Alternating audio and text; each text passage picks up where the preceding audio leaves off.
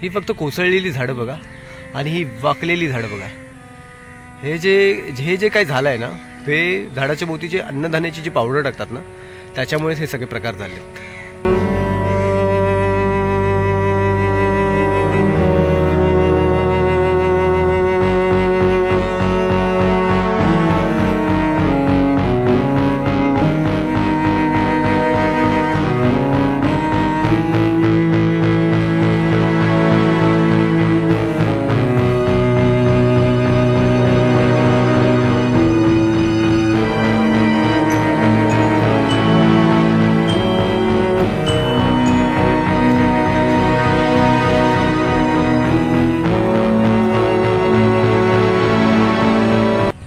कर्ज मिटावं म्हणून काही लोक जंगलामध्ये येऊन झाडाच्या मुळाभोवती अन्नधान्याची पावडर टाकतात.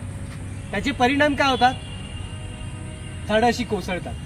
मी वारंवार माझ्या व्हिडिओच्या माध्यमातून वारंवार ओरडून सांगतोय की झाडाच्या मुळाभोवती अन्नधान्याची पावडर टाकू नका, कारण त्याच्यामध्ये मुंग्या होतात आणि मुंग्या ज्या आहेत ते मुळाजवळची माती जी आहे ती भुसभुशीत करतात आणि पावसाळ्यामध्ये ही अशा प्रकारची झाडं कोसळतात.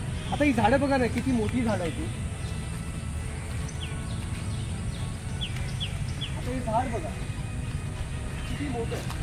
हे जवळजवळ 22-25 फुटाचं झाड आहे आणि इतकं मोठं झाड कोसळलं आहे. आपण कधी बदलणार आहोत? आपले विचार कधी बदलणार आहेत की नाही? कर्ज अशीच दूर होत नाहीयेत. तर कर्ज दूर होण्यासाठी अपार कष्ट करावं लागतं आणि कष्टाच्या पैशातून समोरच्याचं ते व्याज फेडावं लागतं. ज्याच्याकडून कर्ज घेतलेलं असतं ते आपल्या सॅलरीमधून ते कर्ज फेडावं लागतं. जर अन्नधान्याची पावडर टाकून जर कर्ज मिटलं असतं तर आज अनेक गरिबांचं भलं झालं असतं. कुठेतरी हा विचार बदला आणि झाडाच्या भोवती जी अन्नधान्याची पावडर जी टाकताय ती कृपया करून बंद करा. आणि माझी प्रत्येक व्यक्तीला विनंती आहे, जे पण लोक अन्नधान्याची पावडर झाडाच्या मुळाभोवती टाकतात आहेत, नक्कीच त्यांना रोखा. तिकडे त्यांना समजावून सांगा की असे केल्यामुळे असं होतं. आपल्याला कुठेही हिंसक वातावरणात आपल्याला कुठेही बोलायचं नाहीये. तर आपल्याला त्यांना स्पष्टपणे व्यवस्थित शांतपणे आपल्याला त्यांना समजून सांगायचं आहे की अशा प्रकारे पावडर टाकल्यामुळे झाडाचं असं नुकसान होतं. पुन्हा एकदा हात जोडून विनंती करतोय, कृपया करून अशा गोष्टी करू नका. कॅमेरामन सेल्फी सोबत शंकर सुतार, निसर्ग माझा. जय हिंद, जय महाराष्ट्र.